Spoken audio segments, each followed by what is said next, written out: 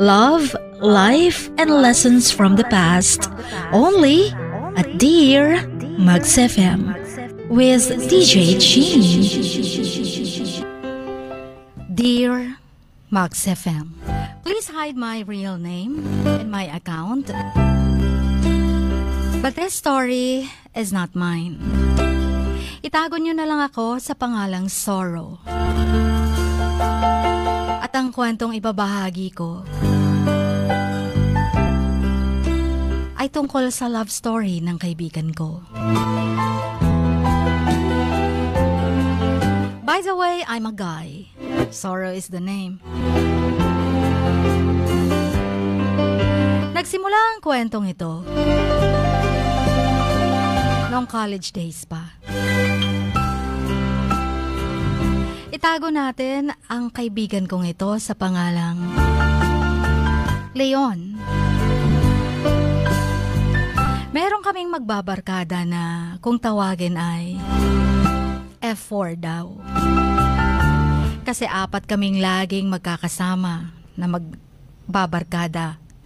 Pero may barkada din kaming 2 babae.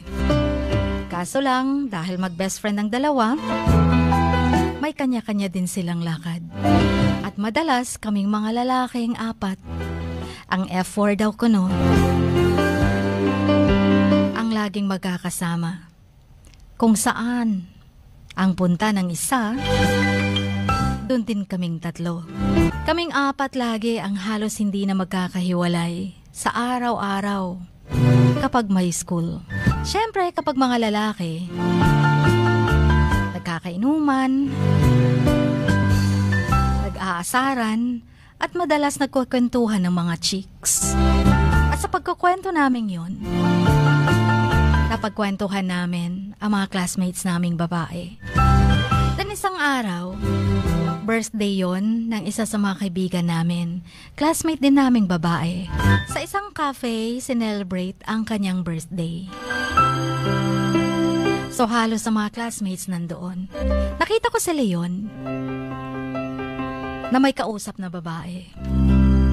Mukhang kaibigan siya ng kaibigan namin na invited din. Mukhang ang ganda ng ngiti ni Leon kasi maganda yung kausap niya. Kahit ako naa-attract din sa babaeng yun. Itago natin sa pangalang Lani. Si Lani at Leon, nakakatuwang tingnan. Para bang may chemistry. Tapos ang kanilang names pa were practically the same, almost the same. Lani and Leon. Pero not actually their names. Mga nicknames lang na tawag sa kanila. And then later on, that night, I found out, sinabi sa akin ni Leon, na nilabas daw niya si Lani sa isang park. Tapos bigla na lang, nagkahalikan sila. Ganun lang kadali, ganun lang kabilis. Sa maikling pag-uusap, they already kissed. Pero sabi ni Leon, wag ko daw sabihin sa lahat. Wag ko daw sabihin kahit sa mga barkada namin. Baka kasi biglang madulas at magkaalaman na. Malaman ng lahat. And so, simula nun, lagi na namin kasama si Lani sa groovy, sa outing at kung san-san pa. Pero tinatago nila ang kanilang relasyon. The thing is, si Lani kasi ay may boyfriend na. Bago pa dumating si Leon sa buhay niya, matagal nang may karelasyon si Lani. At ang boyfriend ni Lani ay mismong may-ari ng cafe na pinagselebritan ng party. Although patuloy ang relasyon ni Leon at Lani, hindi pa rin nakipaghiwalay si Lani sa kanyang boyfriend. And still they continue their affair. Hanggang sa si Lani na mismo ang nagyaya dun sa bahay nila dahil may konting salo-salo daw. Nagkaroon ng inuman hanggang kami na lang ang natirang magbabarkada. Kaso nga lang, masyado yatang naparami ang inom ni Leon. Madami na siyang sinasabi. Mukhang nalalaman na ng ibang barkada kung ano ang sikreto nilang dalawa ni Lani. Nagsuka pa si Leon ng ilang beses dahil sa sobrang kalasingan. Nandun yung nadadapa siya, nandun yung bumaliktad siya sa upuan sa sobrang kalasingan. Si Lani naman nag-a-assist din. Kami din, pero nararamdaman na ng lahat na may something sa kanilang dalawa ni Leon. Hanggang dumating ang boyfriend nitong si Lani. Naku, lagot na. Tinginan lang ang magbabarkada. Habang nakaakbay ang boyfriend ni Lani sa kanya, tinitingnan si Leon kung ano ang mga sinasabi nito. Kesyo, masaya daw ang puso niya dahil andyan si Lani sa tabi niya. Nakita din ng mother ni Lani si Leon na sobrang lasing at hindi na madrawing ang itsura. Dahil suka doon, suka dito, tumbling doon, tumbling dito. Sa sobrang kalasingan. Kaya sa umpisa pa lang, bagsak na ang score ni Leon sa nanay ni Lani. Hindi siya nagustuhan nito. Kaya ang sinabi ng nanay kay Lani, wag na daw ulit mag-imbenta kung ganun kalasenggero. Pero patuloy pa rin sa pakikipagrelasyon si Lani kay Leon.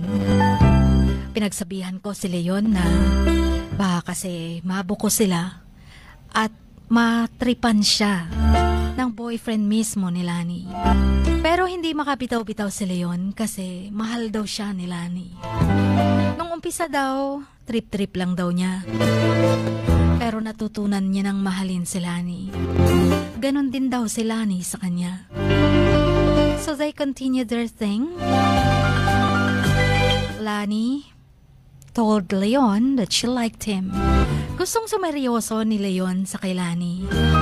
Ang kaso nga lang, hinding-hindi maiiwan ni Lani ang nauna niyang boyfriend. Kaya parang nag-umpisa na sa away. Nag-cool off hanggang tuluyan nang nag-break sila. After a while, nalaman din ng buong barkada. Kumalat sa school. Nalaman ng lahat na may hidden relationship silang dalawa. Narinig naman ng mga girls ang balitang yon. Kaibigan pa naman nila si Lani. So medyo nagkaroon ng issue, nagkaroon ng awayan, nagkaroon ng tampuhan. Hindi na nagkakasama ang barkadang babae at mga lalaki. Nagkabalikan one day si Leon at Lani. Patago pa rin. At ako lang ang nakakaalam. But some time passes and Lani breaks up with Leon. Nakakaloko lang na isipin.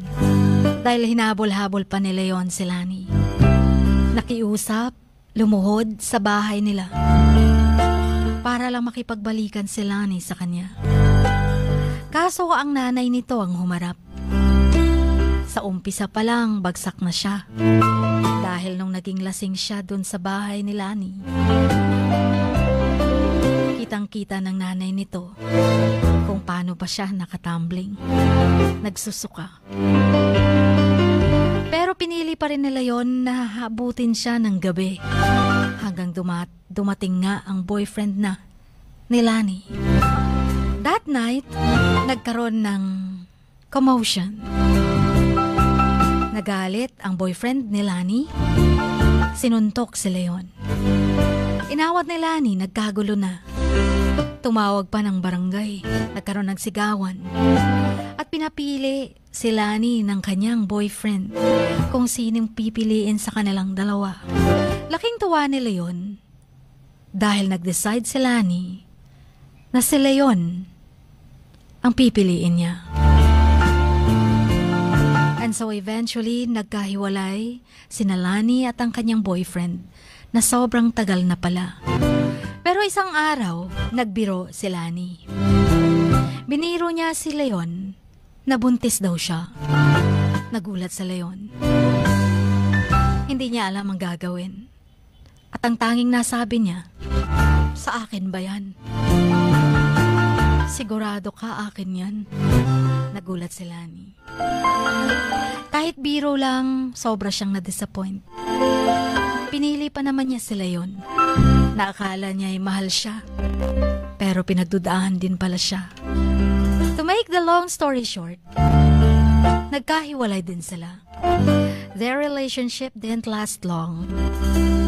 Kasi si Lani, kakabreak lang nila Leon, meron na naman siyang iba.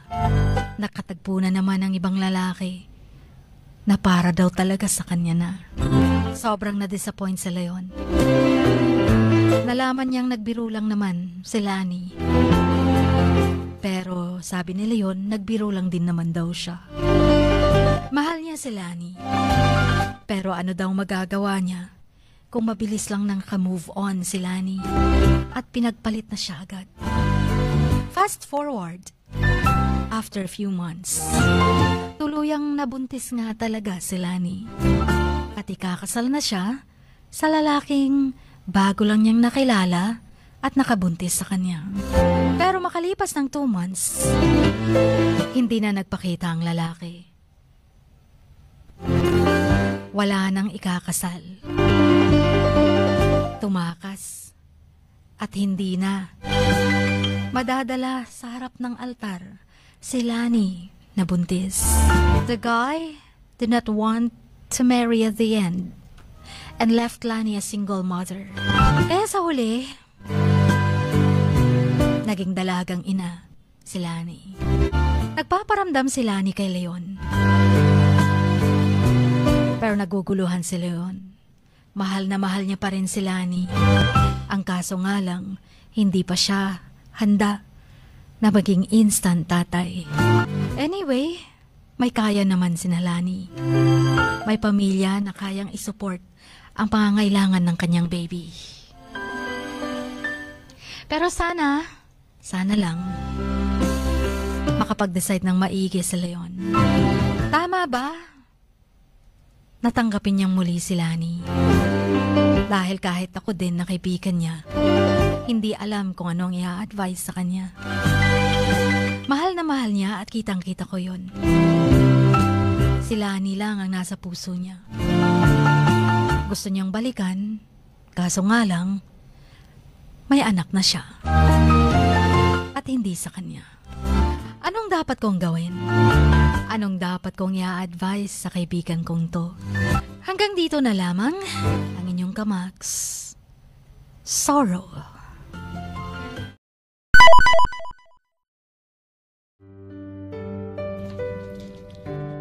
Sa bawat pagluha mo, may nakatagong kwento. Sa bawat ngiti mo, may gustong sabihin ang puso mo. At sa likod ng iyong halakak at maging sa pagkabiko mo, may mensaheng nakabalot sa iyong pagkatao.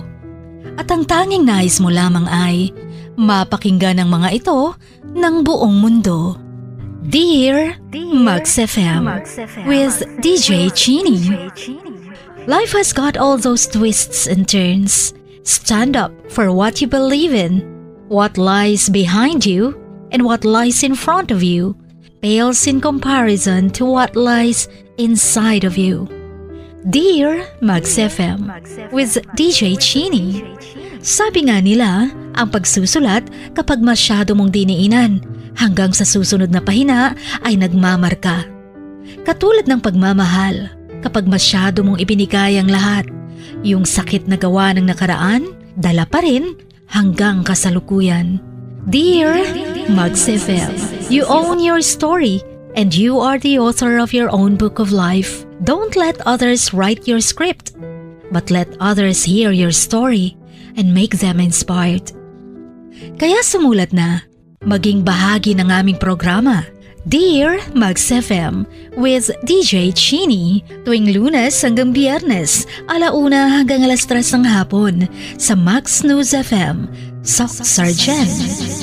Love, life, and lessons from the past, only at Dear Mags FM with DJ Gene.